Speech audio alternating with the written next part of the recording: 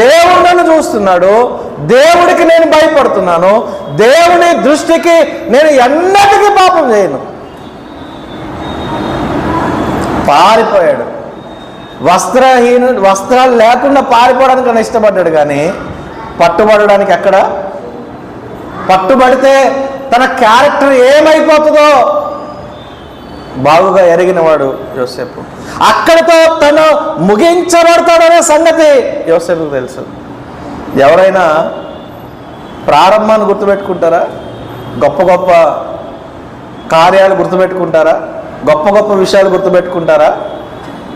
చేసిన సభలు, ప్రసంగాలు, లేకపోతే భక్తి జీవితం, అచీవ్మెంట్స్ ఎవరైనా గుర్తుపెట్టుకుంటారా? ఆయన పడిపోయాడు అనుకో, పడిపోయిన దగ్గర నుంచి లైఫ్ అక్కడి నుంచి మొదలవదు. ఎక్కడి నుంచి మొదలవుతుంది? ఇప్పుడు ఎక్కడ పడిపోయావో అక్కడి నుంచి ఆ లైఫ్ మళ్ళీ మొదలవుతుంది.